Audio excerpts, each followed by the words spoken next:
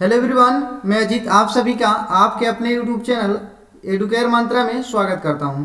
दोस्तों, आज की इस वीडियो में हम लोग भारतीय संविधान के टॉप 20 क्वेश्चंस हम लोग यहां पे पढ़ेंगे जो आने वाले exam SSC CGL, CHSL, SSC GD, MTS and other competitive exams के लिए इम्पोर्टेंट है।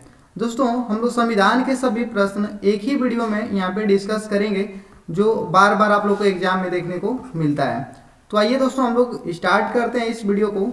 और आपके स्क्रीन पर पहला क्वेश्चंस देखेंगे दोस्त। यहाँ पे पहला है कि शासन की एकात्मक पद्धति का लाभ है। तो इस क्वेश्चन का राइट आंसर दोस्तों आप लोगों का यहाँ पे ऑप्शन नंबर हम लोग का बी करेक्ट होगा। ठीक है, यहाँ पे आप लोगों का बी करेक्ट होगा, ऑप्शन नंबर यहाँ पे है ना, यहाँ पे दृढ़ राज्य।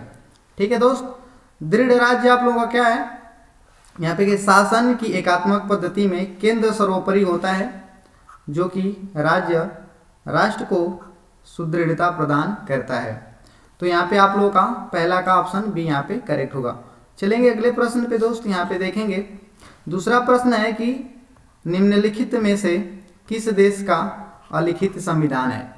दोस्तों, ये भी आप लोगों का बार बार क्वेश्चन देखने को मिलता है। ये एसएससी स्टेनोग्राफर में आप लोगों का 2006 में पूछा गया क्वेश्चन है दोस्तों। ठीक है, तो दोस्तों आप लोग देखेंगे कि किस देश का अलिखित संविधान है। तो यहाँ पे बात करें तो यूएसए, ठीक है, और पाकिस्तान और भारत का यहाँ पे इनका तीनों का लिखित संविधान मिलता है। ठीक है, बट यूके को हम लोग ब्रिटेन कहते हैं और यहाँ पे इसका संविधान क्या है, अलिखित है। ठीक है दोस्त, तो ये तीनों देश आप लोग को याद रखना है, यूएसए, पाकिस्तान, भारत, इन तीनों का ऑप्शन जो तीनों हैं इनका लिखित संविधान है, बट आप लोग का यूके यानी ब्रिटेन का अलिखित संविधान है। ठीक है, इसलिए ऑप्शन नंबर हम लोग का यहाँ पे बी करेक्ट हो जाएगा दोस्त। ठीक है, चलेंगे अगले प्रश्न पे दोस्त।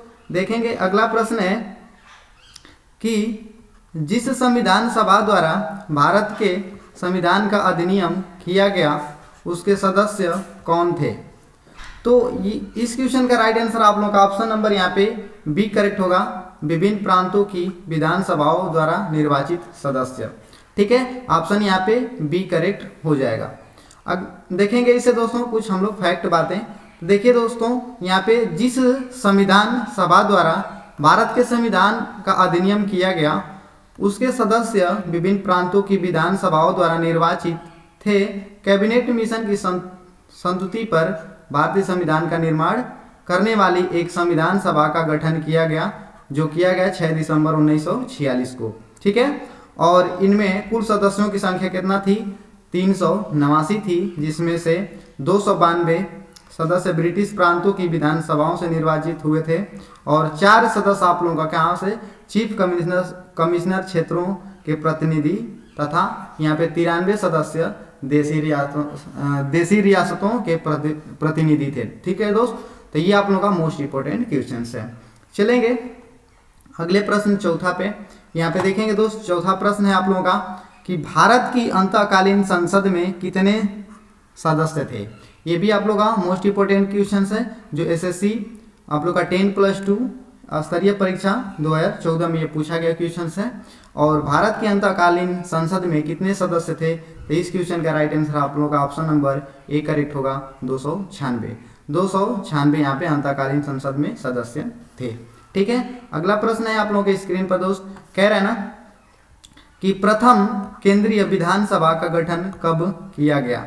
तो इस क्वेश्चन का राइट आंसर आप लोगों का ऑप्शन नंबर यहाँ पे सी करेक्ट होगा। सी करेक्ट होगा यहाँ पे दोस्तों। देखेंगे भारत सरकार अधिनियम 1919 के तहत प्रथम केंद्रीय विधानसभा का गठन वर्ष 1921 में किया गया। ठीक है, इसके प्रथम अध्यक्ष आप लोगों का फ्रेडरिक वाइट 1921 से 1925 के बीच में ये रहे थे, और जबकि दूसरे आप लोग का अध्यक्ष स्वराज पार्टी के विठल भाई पटेल 24 अगस्त 1925 से लेकर 1930 के बीच में ये थे।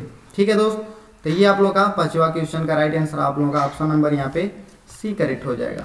चलेंगे छठवां प्रश्न पे दोस्त। छठवां प्रश्न आप लोगों के स्क्रीन पर है, कि भारत की संविधान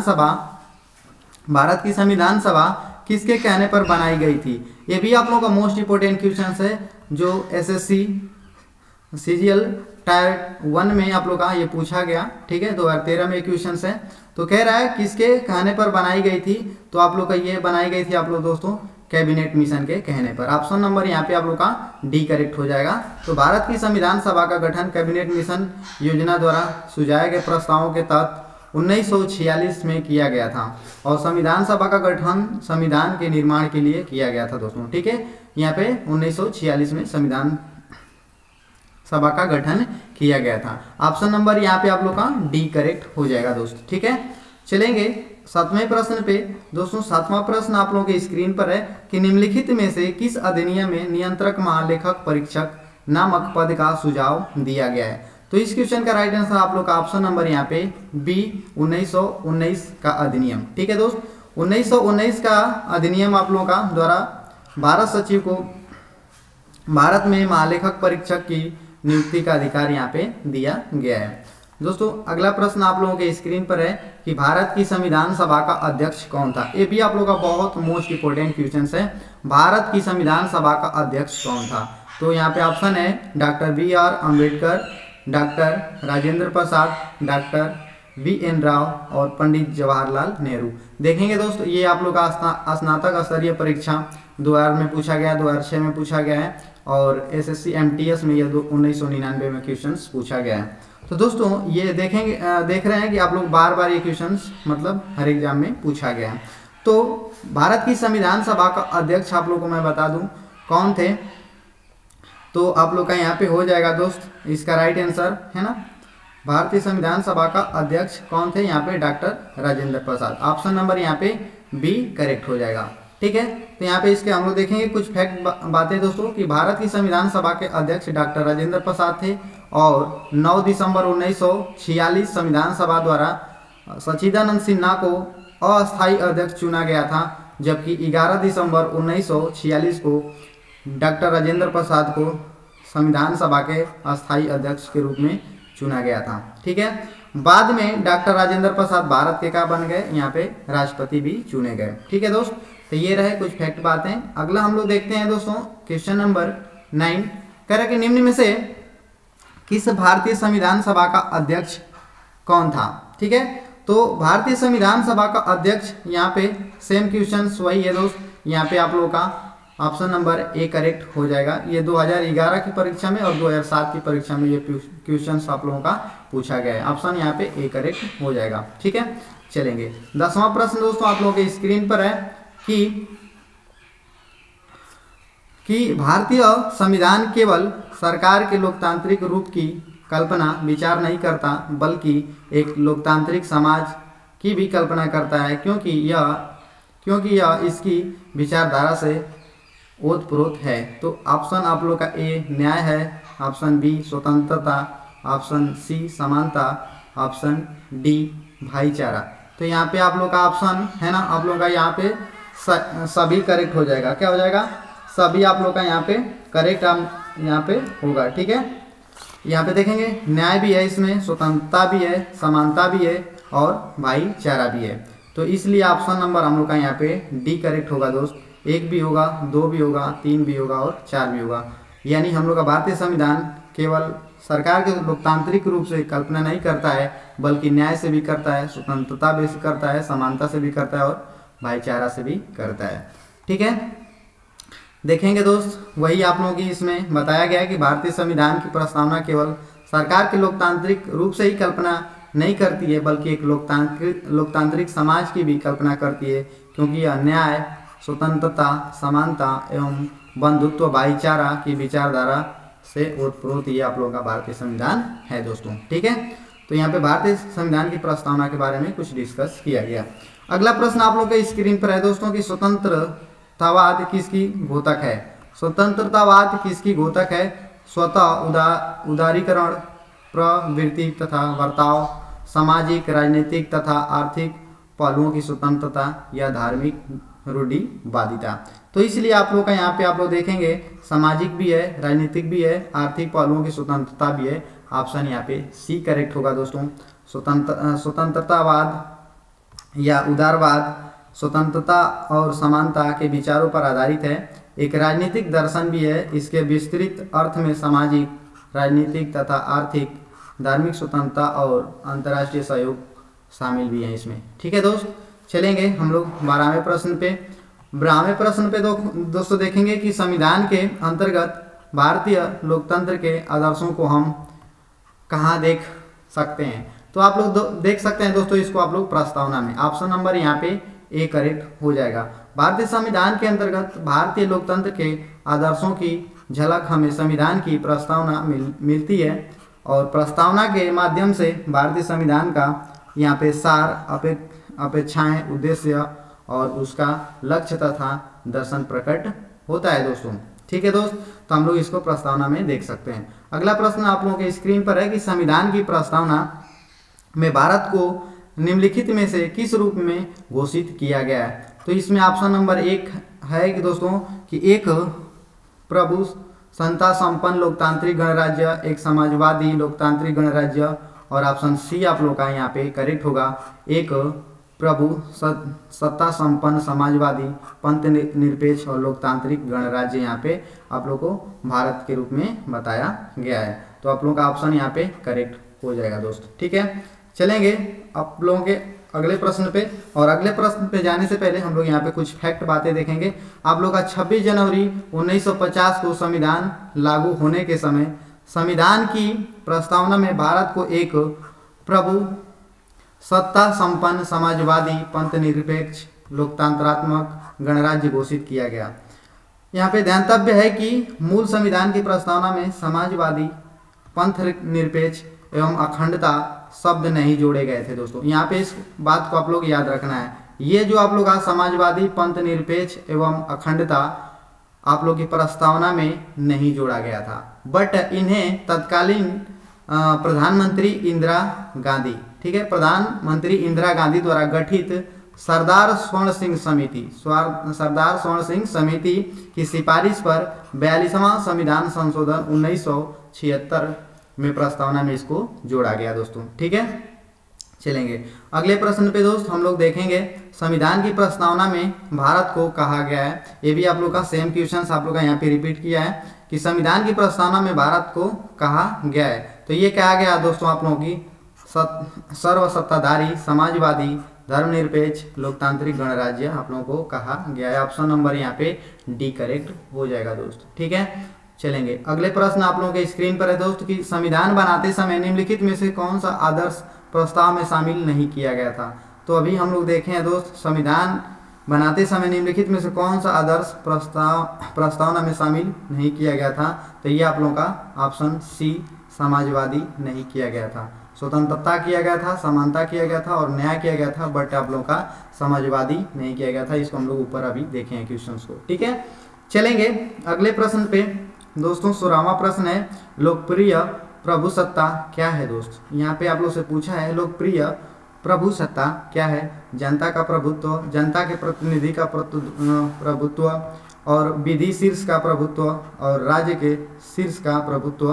तो इसलिए आप लोग का ऑप्शन नंबर यहाँ पे बी करेक्ट होगा।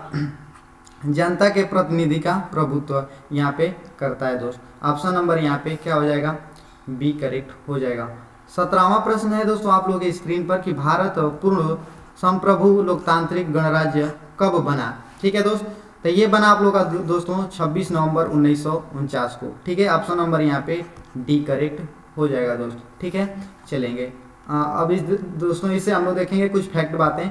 26 नवंबर 1949 को भारत पूर्ण संप्रभु लोकतांत्रिक गणराज्य बन गया। ठीक है, क्योंकि संविधान सभा द्वारा संविधान की उद्देशिका अथवा प्रस्तावना को हम लोग 26 नवंबर 1949 को अंगीकृत किए थे दोस्तों। ठीक है, और अधिनियमित एवं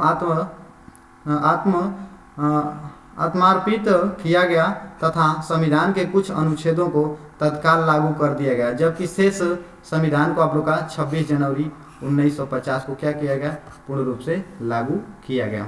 ठीक है दोस्त, तो आप लोग का संविधान बन के कब तैयार हुआ अगर पूछा जाए क्वेश्चन तो आप लोग बताना है 26 नवंबर, ठीक है, 1949, और इसे बनने में 2 वर्ष 11 माह है ना 18 दिन का आप लोग का समय टोटल लगा था दोस्तों। ठीक है, और यहाँ पे आप लोग का संविधान कब लागू हुआ, ठीक है, ठीक है, तो 26 जनवरी 1950 को आप लोग संविधान लागू किया गया।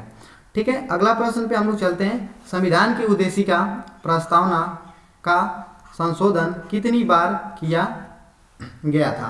तो ये भी आप लोग का बहुत मोस्ट इंपोर्टेंट क्वेश्चन है दोस्तों। ऑप्शन है 1 3 बार, ऑप्शन 2 है 2 बार, ऑप्शन 3 है 1 बार, ऑप्शन डी है संशोधन नहीं किया गया। तो दोस्तों मैं बता दूं कि प्रस्तावना में केवल एक ही बार क्या किया गया, संशोधन किया गया। तो ऑप्शन नंबर यहाँ पे सी करेक्ट हो जाएगा। तो संविधान की उद्देशिका यानी प्रस्तावना में संशोधन एक बार 42वें संविधान संशोधन 1976 के द्वारा किया गया। इसके द्वारा उद्देशिका में समाजवाद, पंथ निरपेक्ष एवं अखंडता शब्द जोड़े गए थे। ठीक है दोस्त, तो यहाँ पे ऑप्शन नंबर आप लोगों का सी करेक्ट हो जाएगा। चलेंगे अगले प्रश्न पे। कह रहा है कि भारतीय संविधान की प्रस्तावना में निम्नलिखित में से किस अभिव्यक्ति का प्रयोग नहीं किया गया है? यानी आप लोग बताना है इस क्वेश्चन का राइट आंसर क्या होगा। तो ऑप्शन ए है सर्वसत्ताधारी, लोकतंत्रीय गणराज्य, समाजवादी, धर्म निरपेक्ष और संघीय। अभी तक हम लोग देखे हैं दोस्तों कि ये भी आप लोग का सम्मिलित था और ये भी आप लोग का सम्मिलित था। आप लोग देखे हैं कि इसको 42वां संविधान संशोधन 1976 में जोड़ लिया गया आप लोग का, लेकिन इसको आप लोग संघीय की चर्चा नहीं किए हैं, इसलिए आप लोग का ऑप्शन नंबर यहाँ पे डी करेक्ट हो जाएगा। तो भारतीय संविधान की प्रस्तावना में दोस्तों संघीय शब्द का प्रयोग नहीं किया गया था, परंतु अनुच्छेद 1 में आप लोग देखेंगे कि बताया गया है कि भारत है ना राज्यों का क्या है, संघ है। तो भारत को राज्यों का संघ इसमें बनाया गया, अनुच्छेद नंबर 1 में घोषित किया गया, लेकिन प्रस्तावना में इसका अभी तक उल्लेख नहीं किया गया है दोस्तों। ठीक है, चलेंगे अगले प्रश्न पे दोस्तों। कह रहा है कि भारत हमारे संविधान की प्रस्तावना में उल्लेख नहीं किया गया है। तो इसका आप लोग का ऑप्शन नंबर, इस क्वेश्चन का राइट आंसर आप लोग का ऑप्शन नंबर यहाँ पे डी हो जाएगा, वयस्क मत अधिकार का, यानी वयस्क मत देने का अधिकार इसमें नहीं है दोस्तों। तो संविधान की प्रस्तावना में न्याय, प्रभुत्व एवं प्रतिष्ठा की समानता का उल्लेख है, परंतु वयस्क मताधिकार का उल्लेख नहीं किया गया है। संविधान के अनुच्छेद 326 में वयस्क मताधिकार के आधार पर लोकसभा और राज्य विधानसभाओं के निर्वाचनों का यहाँ पे होना उल्लेखित किया गया है। दोस्तों आप लोगों से एक क्वेश्चन है, आप लोग कमेंट सेक्शन में बताइएगा कि किस संविधान के संशोधन के द्वारा कोई भी वयस्क मत देने का जो उम्र था 21 बरस था उसको 18 बरस कर दिया गया, किस संविधान संशोधन के द्वारा। तो दोस्तों ये रहे आप लोगों के लिए संविधान के कुछ महत्वपूर्ण प्रश्न जो एग्जाम में बार बार रिपीट करते हैं। दोस्तों आप लोग इस वीडियो को नहीं समझ में आया तो बार बार इसको रिवाइज करके देखते रहिए। ठीक है दोस्त, तो हमें उम्मीद है दोस्तों कि आप लोग को ये वीडियो अच्छी लगी होगी। तो इस वीडियो को आप लोग लाइक करिएगा, अपने दोस्तों के साथ इस वीडियो को ज़्यादा से ज़्यादा शेयर करिएगा ताकि वो भी इस वीडियो का आनंद ले पाएँ। और चैनल पे पहली बार विजिट कर रहे हैं दोस्तों, इस चैनल को सब्सक्राइब करना ना भूलिएगा और सब्सक्राइब कर पास वाली घंटी को जरूर प्रेस करिएगा ताकि आने वाली वीडियो का नोटिफिकेशन आपको पल पल मिलता रहे। ऐसे ही मज़ेदार वीडियो लेकर आएंगे, ठीक है, जल्दी। तब तक के लिए जय हिंद, वंदे मातरम।